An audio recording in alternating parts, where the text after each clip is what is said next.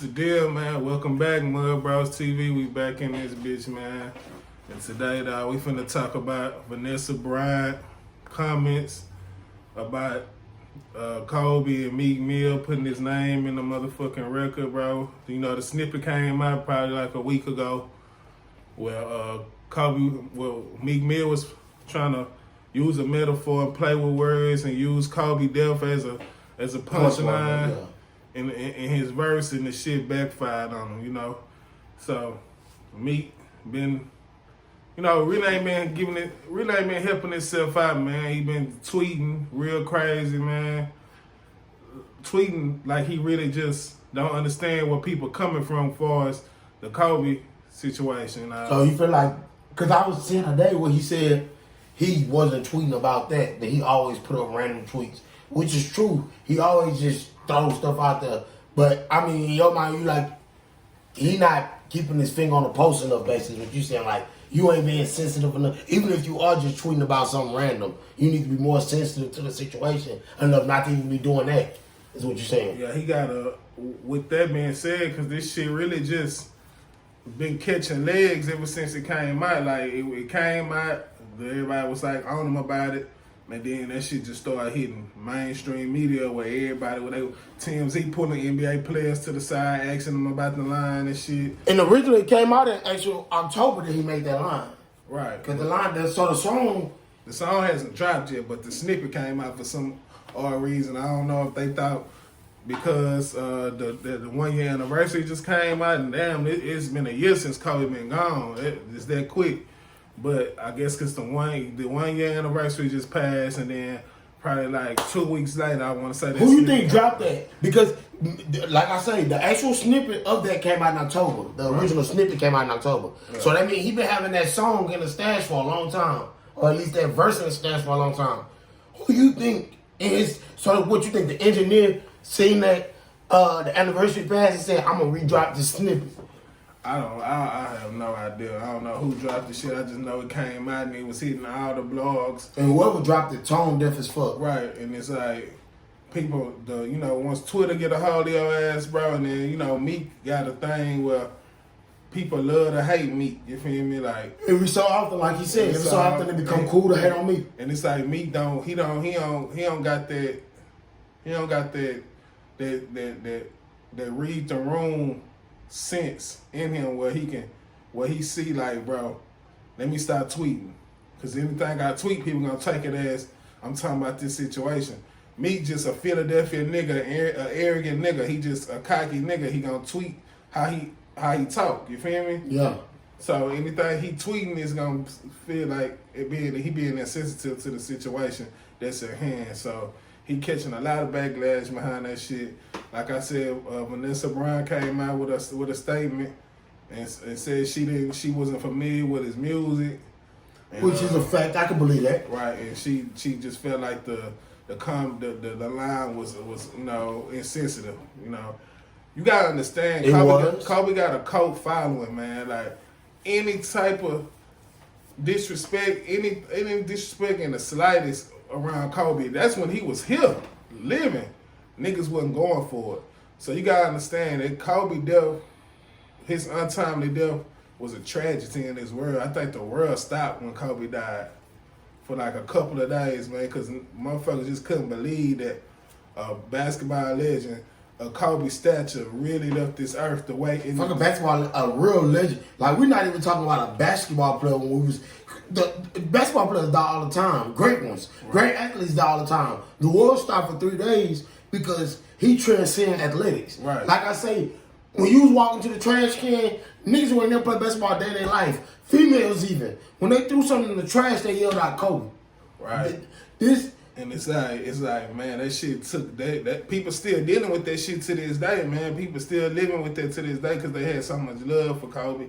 Not only Kobe, his daughter died in his arms. Come on, man. That motherfucker. Come on. Not then only you got his the fact daughter that his wife's still here. So forget about the casual fan or the extreme fan. We talking about now the family of the boy, the person who he spent every day with. And not only his daughter died in his arms, 9 other people was on that flight and died as well, man. So you really can't use that. That'll never be cool to use that as a punchline. Right. And it's like rappers are known to play with people deaths and play with people tragedies. Just to try to play on words. Just to play on words, and that shit never been cool. You know, some people get away with it, some people don't. Because we got the line with Lil Wayne was on the remix of Future song. I forget the name of that motherfucker, but it was a popular song. And he was like, beat that pussy up like Emmett Till. He got he had a Mountain Dew deal. He got that motherfucker snatched for that shit. The family came out with a statement. Like, he caught a lot of heat behind that shit.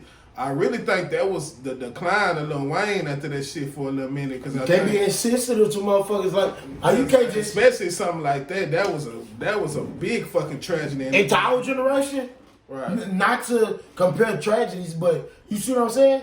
In 2020, that's something that happened in the 1940s. That's a civil rights issue. This 2020 in the same, like, well, I ain't gonna say the same, but damn, that's a tragedy too. Right. These are both tremendous tragedies. One of the 2 major tragedies in the black community: Kobe 9 and Emmett Till being fucking publicly lynched in Mississippi, in Money, Mississippi, bro. So you gotta understand, the families ain't going for that shit, bro.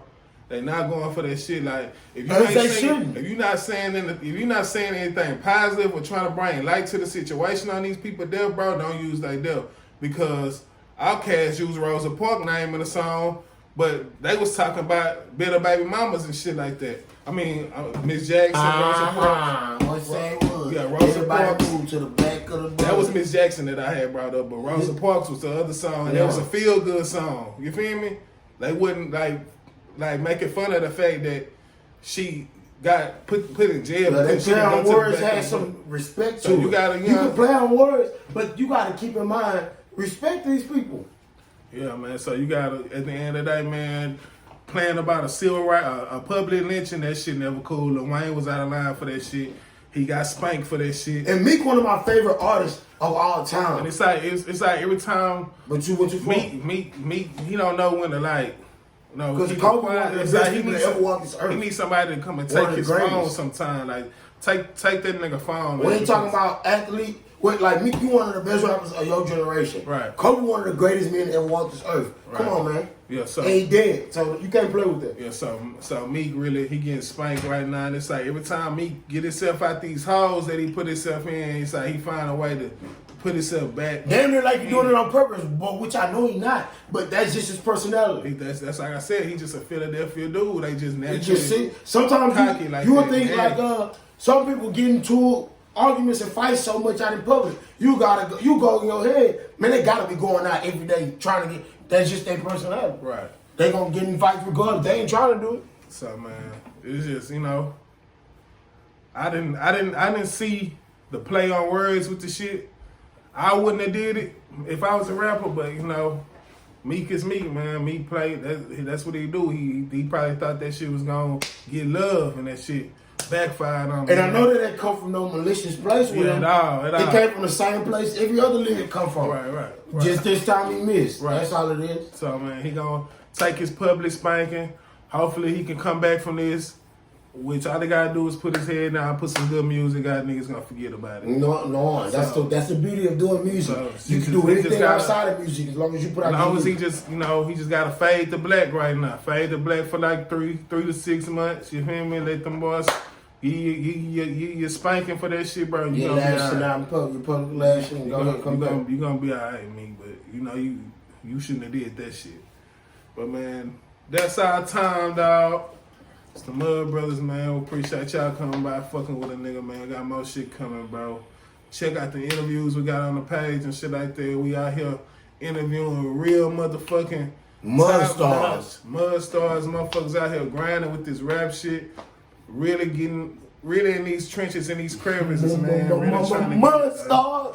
And that's what we doing, real bro. Mud stars with the real MuddBros. For a fact. Goddamn it, this MuddBros TV. Already, Stay tuned. Boy, stay safe, man. We out. 1.